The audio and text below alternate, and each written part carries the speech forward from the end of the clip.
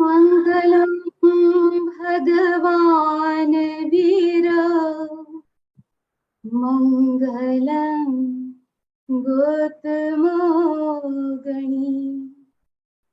मङ्गलं स्थूले भद्राद्या जैन धर्मोऽस्तु मङ्गलम् जैन धर्मोऽस्तु मङ्गलम्।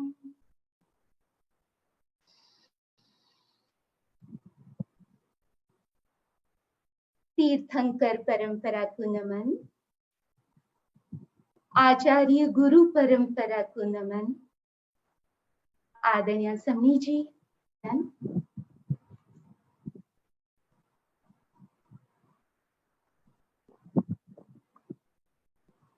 दुर्लभ मानव जन्म छे,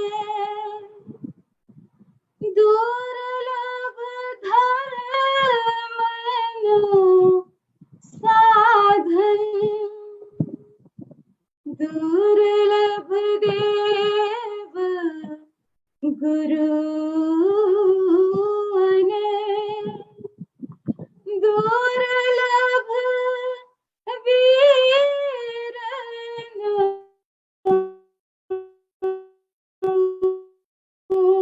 शासन, मानवनो जन्म मळ्यो, महावीरनो धर्म मळ्यो, मानवनो जन्म मळ्यो, महावीरनो धर्म मळ्यो। आवो संयोग नहीं आवे फरीवार, नहीं आवे फरीवार। संतोनो संग मळ्यो, भक्तिनो रंग मळ्यो, संतोनो संग मळ्यो, भक्तिनो रंग मळ्यो। आवो संयोग नहीं आवे फरीवार, नहीं आवे फरीवार। मानवनो जन्म छे मुक्तिनो वारणो, महावीरनो धर्म छे मुक्तिनो वारणो। प्रेमनो प्रकाश मळ्यो, गुरुनो उजास मळ्यो, प्रेमनो प्रकाश मळ्यो, गुरुनो उजास मळ्यो। आवो संयोग नहीं आवे फरीवार, नहीं आवे फरीवार। मानवनो जन्म मळ्यो, महावीरनो धर्म मळ्यो। आवो संयोग नहीं आवे फरीवार, नहीं आवे फरीवार। मानवना जन्म ने देवता जंकता, स्वर्गना विलासो एने घणी वार डंकता। सुंदरिया देह मळ्यो, जीवननो ध्येय मळ्यो, सुंदरिया देह मळ्यो, जीवननो ध्येय मळ्यो। आवो संयोग नहीं आवे फरीवार, नहीं आवे फरीवार। जन्म दे उजाळवो ए मानवीना हाथमां, धर्मनो प्रकाश छे मानवीना સાથમાં। गुरुनो अवतार मळ्यो, जीवन आधार मळ्यो, गुरुनो अवतार मळ्यो, जीवन आधार मळ्यो। आवो संयोग नहीं आवे फरीवार, नहीं आवे फरीवार।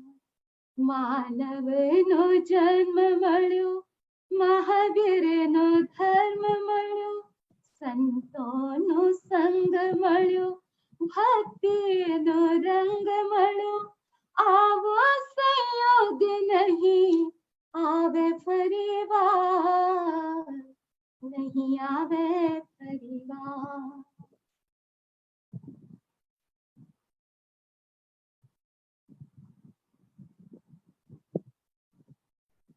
शुरू कर रही हूँ। आपके सामने एक प्रश्न है।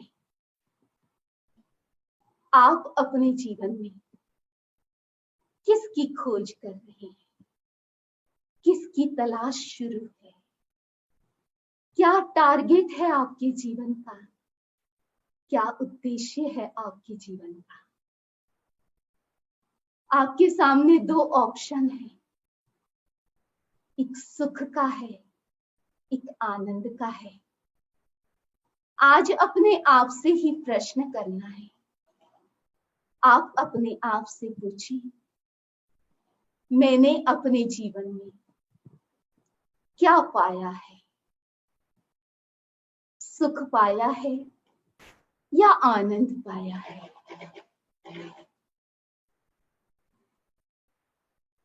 और एट द प्रेजेंट मेरे पास क्या है? सुख है या आनंद है? दोनों शब्द मिलते जुलते हैं। आपके मन में फिर जिज्ञासा उठी होगी, what is the difference between सुख एंड आनंद? तो आपकी भाषा में आपकी जो सुख की डेफिनेशन है,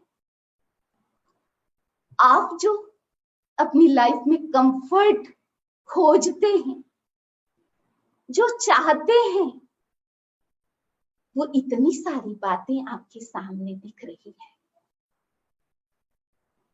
ये सब सुख के साथ जुड़ी हुई है। यदि आप स्वास्थ्य में सुख खोजते हैं, वेल्थ में खोजते हैं, रिलेशन में भी खोजते हैं, सुख सुविधा में खोजते हैं, रिस्पेक्ट भी नहीं मिलता है, तो आपका सुख गायब हो जाता है। हर व्यक्ति सौभाग्य भी चाहता है और अपनी अच्छी स्थिति चाहता है। क्या आपकी दृष्टि में यही सुख है? और आज तक आपने क्या किया? क्या यही सोचा, यही चाहा और इन बातों के लिए ही प्रयास किया? उसके लिए ही टारगेट या प्लानिंग चली आपकी या चल रही है? आगे क्या करना है? क्या यही पाना है? इनमें से कौन सा मिसिंग है और उससे आप परेशान हैं? यदि इसी को ही पाना है तो ये सुख रिलेटिव है, ये खुद किसी पर डिपेंड है, किसी पर आधारित है। और दूसरी बात, ये सारी बातें हमारे जीवन में स्थायी रूप में नहीं है, परमानेंट नहीं है। और आपने अपने जीवन में अनुभव भी किया होगा कि ये सब कुछ बदलता रहता है। आज किसी के पास स्वास्थ्य है तो कल किसी का खो भी सकता है। आज किसी कोई धनवान है तो वह कल निर्धन भी बन सकता है। तो ये सारी चेंजेबल कंडीशन है।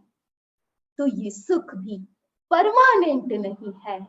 जैसे दिन के साथ रात जुड़ी हुई है, वैसे ही इस सुख के साथ दुख भी जुड़ा हुआ है। तो अब हम चलते हैं, आनंद क्या है? जैसे सुख और दुख का एक पैर है, जोड़ा है। जब भी सुख आएगा तो उसका अपोजिट है दुख। लेकिन आनंद एक ऐसी चीज है जिसके साथ कोई अपोजिट वर्ड नहीं है, यह अकेला है। और आनंद किसी पर आधारित नहीं है। यह चीज होगी तो मुझे आनंद आएगा। इस प्रकार किसी दूसरी बातों पर जुड़ा हुआ नहीं है, आधारित नहीं है, वो आपके स्वयं से जुड़ा हुआ है। इसीलिए ये परमानेंट है, इंडिपेंडेंट है। और जहां आनंद है वहां केवल शांति है, पीस है। और ये जो अवस्था है वो आपको स्ट्रेंथ देती है, नई ऊर्जा देती है।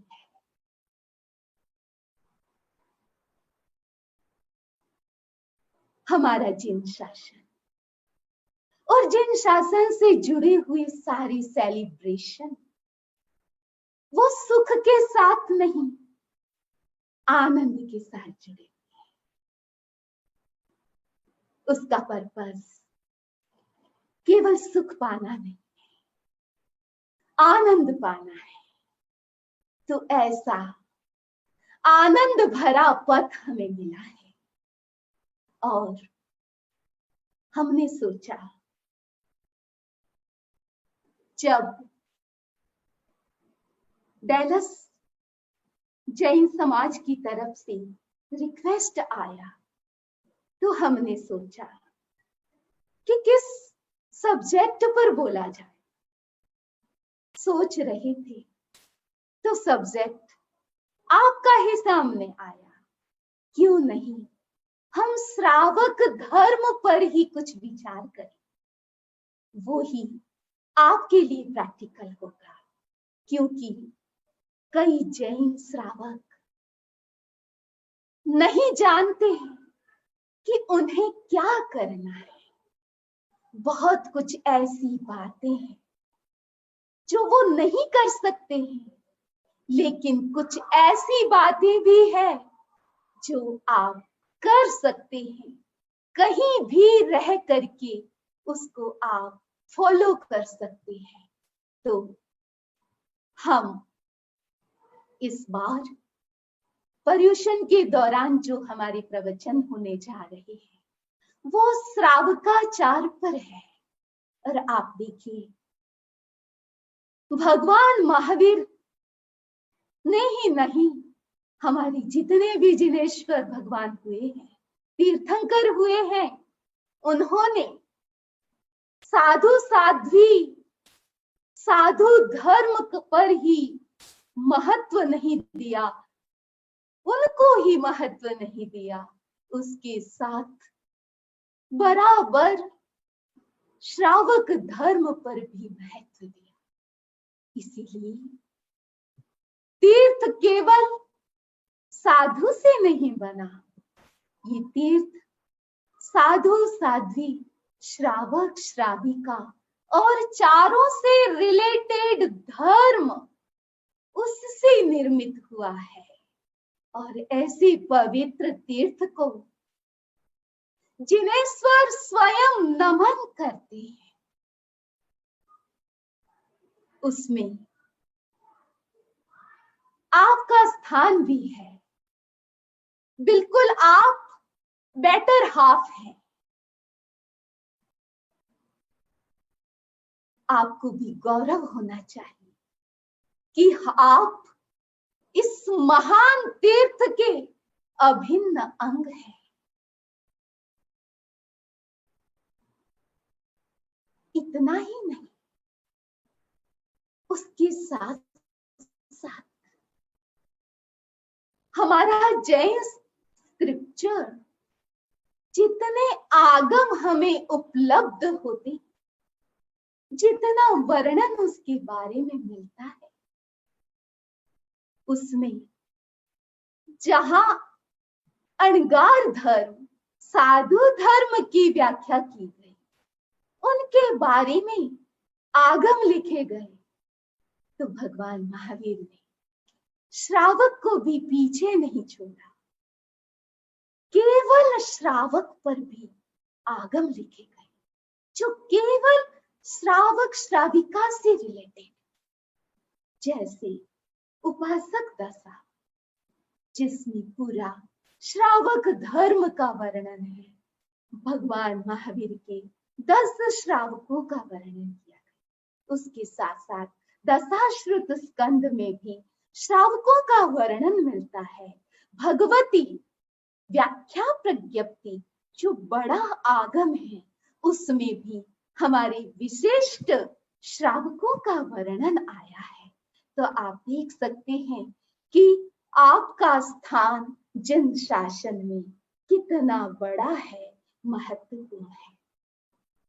केवल भगवान महावीर ने ही नहीं, भगवान महावीर के बाद हमारी जितनी आगे परंपरा चली, श्रुत धर की हमारे श्रुतधर हुए हैं, आचार्य प्रभावक आचार्य हुए हैं, और वर्तमान परंपरा तक जितने भी आचार्य हुए हैं, उन्होंने अपने समय में, अपनी सेंचुरी, अपनी शताब्दी में जैसी कंडीशन थी, उस कंडीशन के आधार पर, उस परिस्थिति के आधार पर पूरे श्रावक संघ को संभाला है और उन्हें प्रेरित किया है, उन्हें संस्कारित किया है, और ये पूरा वर्णन हमें उपलब्ध होता है। तो भगवान महावीर के बाद भी लगभग श्रावक आचार पर 70 ग्रंथ लिखे गए, और उसकी पूरी लिस्ट आपके सामने है, जो केवल ग्रंथ के नाम यहाँ दिए गए हैं। तो आप इससे एक अंदाज लगा सकते हैं कि आपका कितना बड़ा कर्तव्य और कितना महत्व है जिन शासन में। इसीलिए बंधु, हमारे सामने फिर एक जिज्ञासा है, फिर एक प्रश्न है कि इस तीर्थ में क्या जितने लोग, जितने जैन फैमिलीज हैं, उनमें जिसने भी जन्म लिया है, क्या वो सब इस तीर्थ में इंक्लूड होंगे? ये बड़ा प्रश्न है सामने। या एक श्रावक बनने के लिए मिनिमम क्या क्वालिफिकेशन होनी चाहिए, जिसको हम श्रावक से उन्हें संबोधित कर सके, वो श्रावक के रूप में पहचाना जा सके? तो इस संसार में 3 प्रकार के लोग मिलते हैं। आपके सामने है लिस्ट। पहला वो ग्रुप जो मिथ्या दृष्टि, जिनके पास जो दृष्टिकोण है, देखने का व्यू है, व्यू पॉइंट है, वो कैसा है? तो पहली कोटि के जो लोग हैं वो मिथ्या दृष्टि, दूसरी कोटि के लोग सम्यक मिथ्या दृष्टि, और तीसरी कोटि के लोग जिनको सम्यक दृष्टि कहते हैं। क्या है मिथ्या दृष्टि? क्या है सम्यक मिथ्या दृष्टि? क्या है सम्यक दृष्टि? और आप इन तीनों में आप किस ग्रुप में हैं, ये बराबर आपको सोचना है, अपने आप को चेक करते जाना है। एक बच्चे की माँ और हर बच्चा माँ को अच्छे से जान जाता है। लेकिन कभी कभी क्या होता है, कभी डाउट भी हो जाता है। डाउट किस रूप में? कई दिनों से बच्चा बाहर था, अपने गांव या सिटी में आया, दूर से अपनी माँ जैसी लेडी को देखा, माँ जैसी लग रही थी, लेकिन साड़ी नहीं पहनी थी। वो साड़ी नई थी, उसने देखा नहीं उस साड़ी को। तो माँ को देख करके बच्चे के भीतर में एक डाउट हुआ, लग तो रही है कि मेरी ही मम्मी है, पता नहीं है या नहीं, क्योंकि ये साड़ी तो नई लग रही है, ये माँ जैसी कौन लग रही है। ये डाउट होना, ये क्या है? सम्यक मिथ्या दृष्टि, यानी माँ का भी आभास हो रहा है और माँ के साथ उसको डाउट भी हो रहा है। दूसरा एक सीन जिसमें मदर ने पूरी एक नई ड्रेस पहन ली जो कभी नहीं पहनी, और हेयर कटिंग वगैरह भी ऐसे करवाई कि बिल्कुल एकदम उनका चेहरा बदल गया। किसी ने कहा वो तुम्हारी माँ जा रही, तो बच्चे ने क्या कहा, नहीं बिल्कुल नहीं, वो मेरी माँ नहीं है, क्योंकि मेरी मम्मी के ऐसे हेयर नहीं है और इस तरीके के कपड़े नहीं पहनती है मेरी मम्मी, वो मेरी माँ नहीं।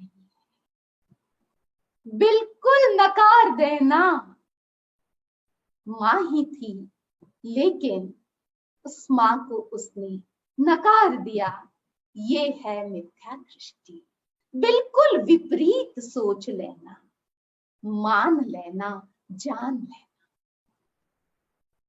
तीसरी सम्यक दृष्टि, जो जैसा है उसे उसी रूप में समझ लेना, जान लेना, मान लेना, वो है सम्यक दृष्टि। जैसे माँ का बुरा चेहरा और वो जिस रूप में है उस रूप में देख करके ये मान लेना कि ये मेरी माँ है। फिर कोई कहता है कि नहीं ये तुम्हारी माँ नहीं है, क्या किसी को डाउट होगा? किसी को नहीं होता है। बिल्कुल जब पहचान हो जाती है कि ये मेरी माँ ही है, फिर कोई डाउट भी नहीं होता और उसको कोई नकारता भी नहीं। तो ये तीन दृष्टियां हैं।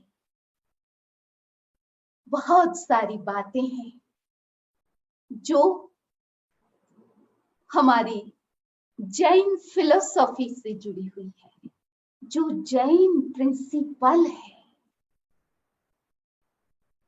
उनको लोग तीन दृष्टि से देखते हैं। कुछ लोग उनको मानते ही नहीं, कुछ लोग उसमें डाउट करते हैं, तो कुछ लोग जिस रूप में प्रिंसिपल है उसको उसी रूप में समझने का प्रयत्न करते हैं।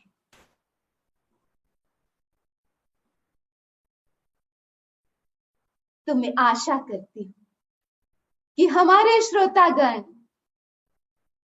उन्होंने समझ लिया होगा कि इन तीनों में हमें किस दृष्टि की जरूरत है और कौन सी दृष्टि वो यथार्थ दृष्टि है, सही दृष्टि है, और एक जैनी श्रावक की दृष्टि होनी चाहिए, वो है सम्यक दृष्टि।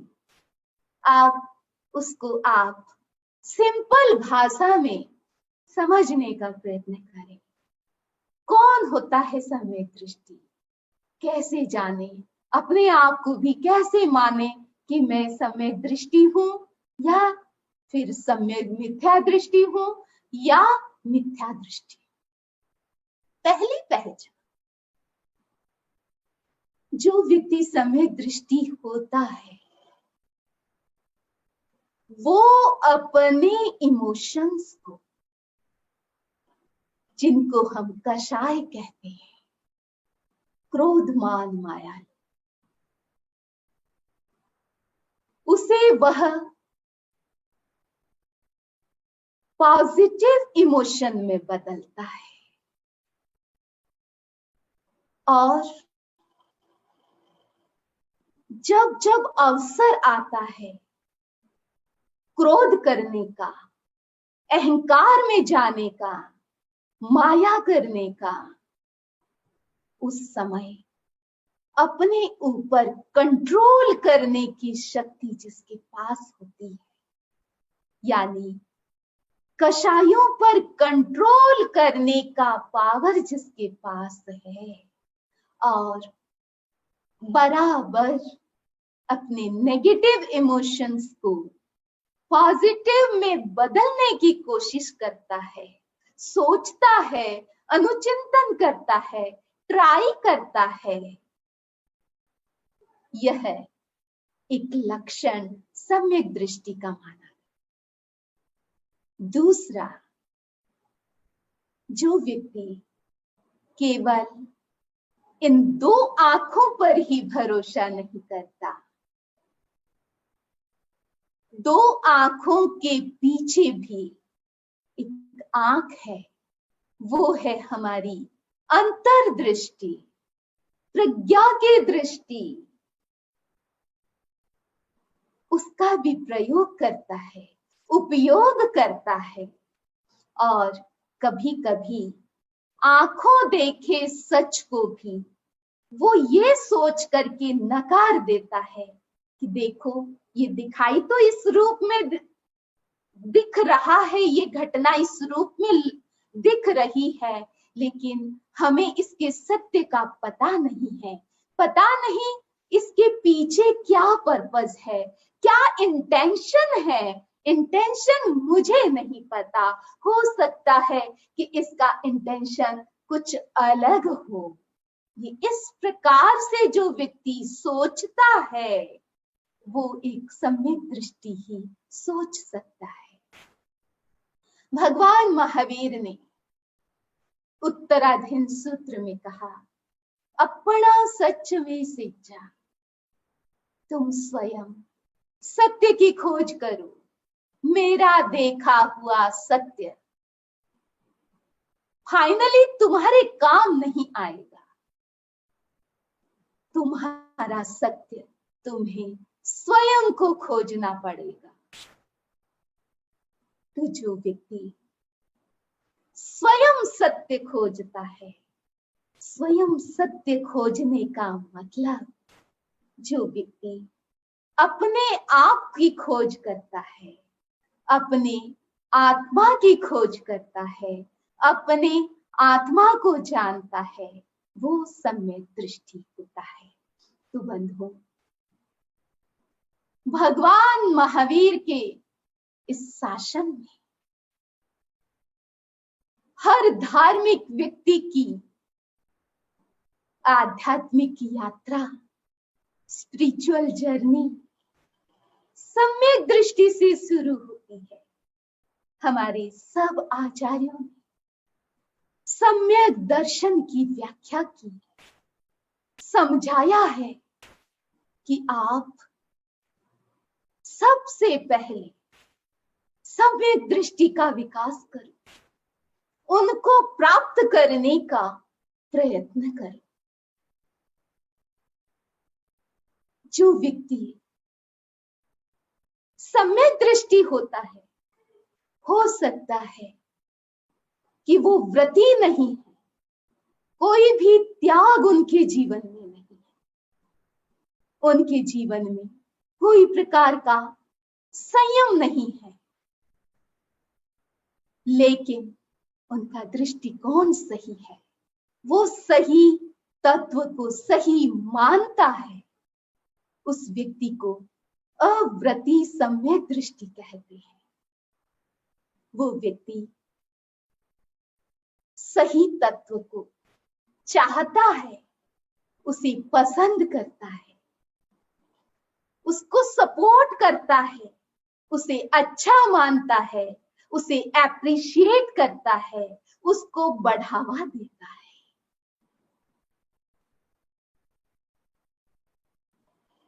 लेकिन धर्म दो प्रकार के हैं, धर्म को मानना और धर्म को पालना। सम्यक दृष्टि जी धर्म को मानते तो हैं, धर्म क्या है, अधर्म क्या है, what is wrong, what is right, लेकिन मानते हुए, जानते हुए, सब कुछ समझते हुए वो फॉलो नहीं कर सकता है। तो फिर तीन कोटि के लोग सामने आते हैं। फिर कैटेगरी तीन कैटेगरी हमारे सामने है, अव्रती, व्रताव्रती और व्रती। इस संसार में अव्रती, जिनके कोई व्रत नहीं, कोई बाधा नहीं, जिनके कोई लिमिटेशन नहीं, जीवन में कोई अंकुश नहीं, डिसिप्लिन नहीं, न दूसरों का डिसिप्लिन, न खुद का डिसिप्लिन, जो मन में आया वो किया, जो इंद्रियों ने मांगा वो सब कुछ दिया। ऐसे लोगों की संख्या इस संसार में सबसे ज्यादा है। उन्हें अव्रती कहते हैं।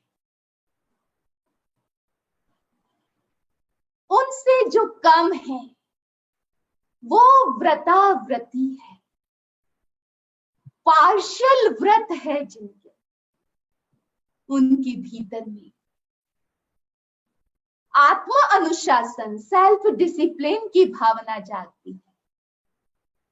दूसरा कोई उनको प्रेरित नहीं करता है, सेल्फ इंस्पायर्ड होता है वो, और अपनी डिजायर को कट करता है, एक लिमिट में रहता है और हमेशा के लिए अपने जीवन में व्रत लेता है, त्याग करता है, बोल करके, देव गुरु धर्म की साक्षी लेकर के। ऐसे लोगों को व्रताव्रती कहते हैं। इस कोटि में श्रावक आता है, श्रावक श्राविका इसी कोटि में आते हैं, जो गृहस्थ जीवन जीते हुए कुछ अंशों के त्याग करते हैं। तो उनकी संख्या अव्रती से कम है, और सबसे कम इस संसार में व्रती है, जिन्होंने सब प्रकार की सुख सुविधा और अपने जीवन के जितनी भी पापकारी प्रवृत्तियां हैं, अपने जीवन में सर्व पाप का त्याग कर लिया है। सब पापों से जो उपरत हो गए हैं वो व्रती की कोटि में है, और वो बहुत कम होते हैं, जिनको हम मुनिजन, साधु, साध्वी कहते हैं। बंधुओं, आपके मन में प्रश्न उठ सकता है कि ये सारे व्रत तो बंधन है, हम इसमें क्यों बंधे? जब बंधन हो जाता है तो फिर बार बार मन वहां जाता है, और कभी कभी कोई व्रत ले लेते हैं, नियम बाधा ले लेते हैं तो टूट भी जाता है। इसीलिए अच्छा है कि कोई व्रत नहीं लेना चाहिए, जीवन में कोई नियम नहीं होना चाहिए।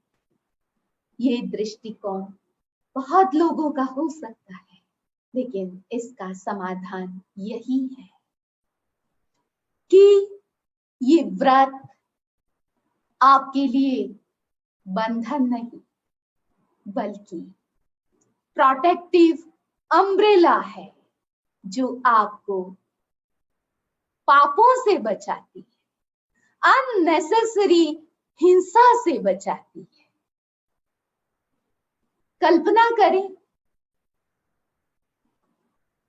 कि भयंकर बारिश हो रही है, रुकने का नाम नहीं, बाढ़ का सा माहौल बन गया है,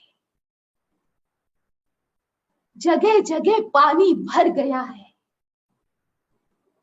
और जिन लोगों के पास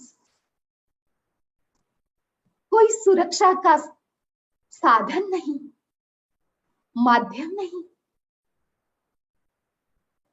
जो लोग छत के नीचे थे वो छत भी ढह गई। ऐसी स्थिति में उनकी क्या सिचुएशन बनती है? ऐसी ही सिचुएशन इस संसार में उन जीवों की बनती है जो लोग व्रत की सीमा में नहीं है, जिनके जीवन में कोई व्रत नहीं, कोई नियम नहीं, नियम की शक्ति जिनके पास नहीं है, वो लोग इस प्रकार असहाय हो जाते हैं। बंधुओं, ये व्रत आपके लिए छत है। बारिश हो रही है, ये प्राकृतिक नियम है। इस प्राकृतिक नियम को आप रोक नहीं सकते, उस पर आपका कोई वश नहीं है, लेकिन आप अपनी सुरक्षा कर सकते हैं। बाहर कितनी भी बारिश हो, अगर आप घर में हैं, आपके पास रेन कोट है, छाता है, तो आप अपनी सुरक्षा कर सकते हैं। सब प्रकार की जो नियम है, व्रत है, भगवान महावीर ने श्रावक को श्रावक के 12 व्रत बताए। श्रावक धर्म किस रूप में आप पालन करें, उसका 12 प्रकार उसके बताए गए, वो सब आपकी सुरक्षा के लिए बताए गए हैं। जो व्यक्ति सम्यक दृष्टि होता है, भगवान की वाणी पर जिसकी आस्था होती है और जो नियम को स्वीकार करता है, वो ये धर्म के इस पंथ को पसंद भी करता है। वो सम्यक दृष्टि बन करके उसको पसंद करता है, उस पर श्रद्धा करता है और उसको फॉलो भी करता है। भले कैसी भी सिचुएशन हो, लेकिन अपने आप पर कंट्रोल करता है और अच्छी तरह से अपने जीवन को आगे यात्रायित करता है। उसके जीवन में मोटे रूप से कोई भी बाधा नहीं आती है। तो ऐसे महान तीर्थ में आपकी एंट्री कैसे हो सकती है? जो व्यक्ति सम्यक दृष्टि है, जिस व्यक्ति ने छोटे छोटे नियम लिए हैं या नियम के प्रति जिनका आकर्षण जागा है, लेने की भावना जिसकी जागी है, ऐसे श्रावक तीर्थ में आ जाते हैं और जिनेश्वर प्रभु जिस तीर्थ को नमन करते हैं, वो तीर्थ द्रव्य तीर्थ नहीं होता है, वो तीर्थ भाव तीर्थ होता है। वो भाव तीर्थ को नमन करते हैं, वो किसी व्यक्ति को नमन नहीं करते हैं, वो धर्म को नमन करते हैं। जो व्यक्ति धर्म का पालन कर रहा है, यानी श्रावक के रूप में 12 व्रत का पालन कर रहा है, पार्शियल धर्म का पालन कर रहा है, पार्शियल रूप में, उस धर्म की शक्ति को तीर्थंकर नमन करते हैं। जो साधु साध्वी सर्वव्रती है, तो ये व्रत धर्म उनको भगवान नमन करते हैं। तो यदि आपको वास्तविक श्रावक बनना है, तो वास्तविक श्रावक केवल जैन कुल में जन्म लेने से नहीं बंधु,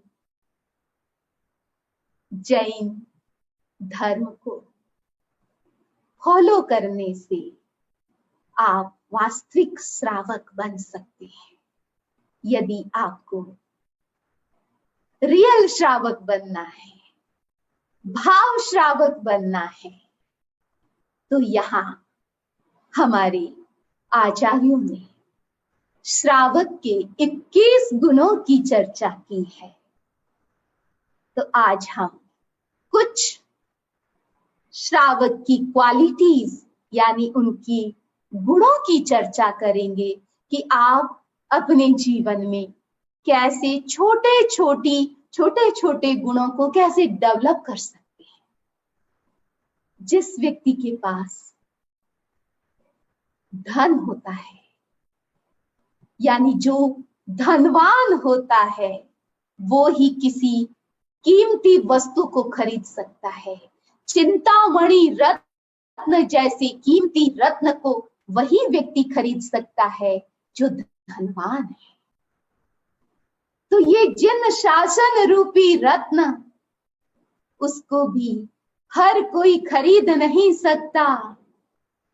जिस व्यक्ति के पास गुणों की संपदा है, जिन शासन को अपना सकता है, जिस शासन को उपलब्ध, तो छोटे छोटे आप देख रहे हैं, आप अपने जीवन में गुणों को क्या कर सकते हैं। क्या गुण है श्रावक का? गंभीरता, सीरियसनेस। सीरियसनेस का मतलब ये नहीं है कि उदास होकर के बैठ जाना, किसी से बात नहीं करना, किसी से मिलना, किसी में मिक्सअप नहीं होना, या व्यवहारिकता नहीं निभाना, ये नहीं है। गंभीरता का मतलब है तुच्छता का त्याग, यानी अपनी पर्सनैलिटी में हमेशा बचपन नहीं झलके। किस रूप में? यानी बच्चे जैसी हरकतें करते हैं, वो बच्चे को शोभा देती है, बड़ों को नहीं। बच्चा कुछ भी कर लेता है क्योंकि उनके पास ज्ञान की कमी है, बुद्धि की भी कमी है, इसीलिए बच्चे को माफ भी कर देते हैं। तो बच्चे जैसी हरकतें जो व्यक्ति नहीं करता है, ये गांभीर्य गुण जिस व्यक्ति के भीतर आता है,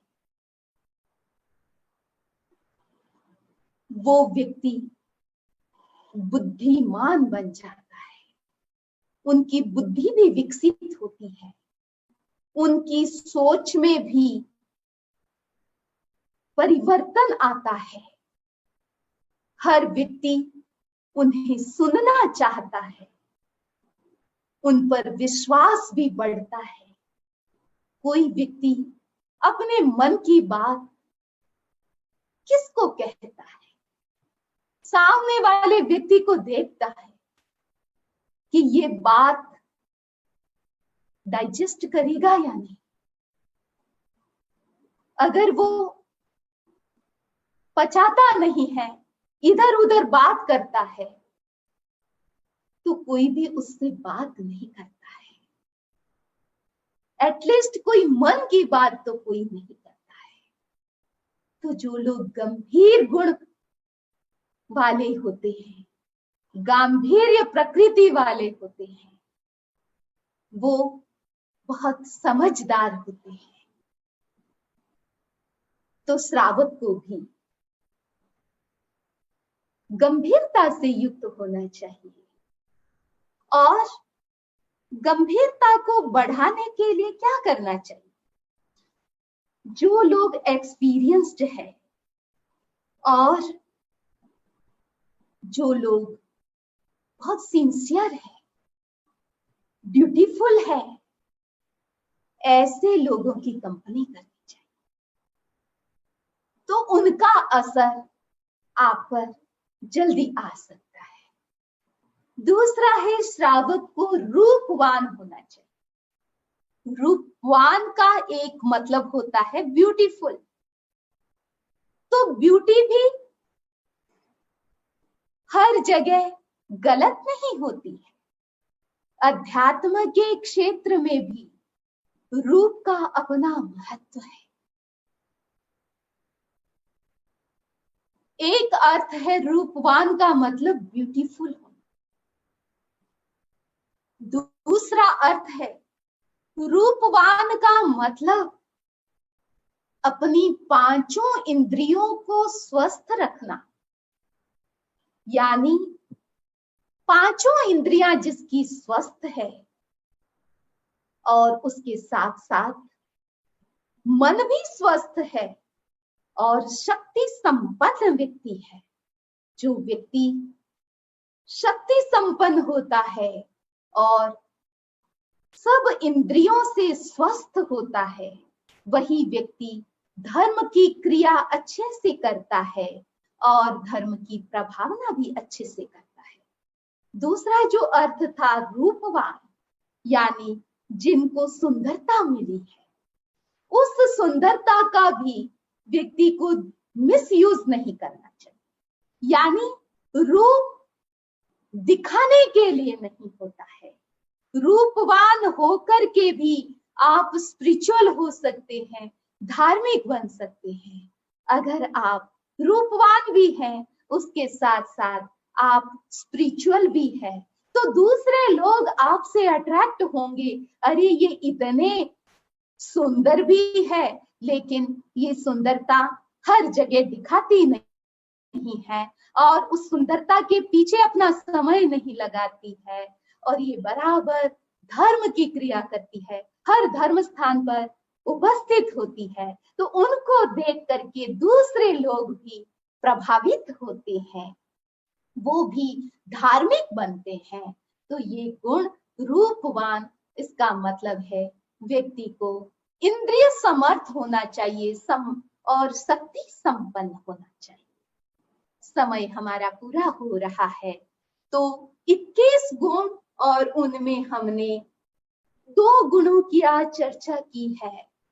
आगे हम आने वाले दिनों में, आने वाले स्वाध्याय और प्रवचन में आप सुन पाएंगे कि ये छोटी छोटी क्वालिटी है और कितनी महत्वपूर्ण है, और आसानी से आप अगर चाहें तो इन गुणों को डेवलप कर सकते हैं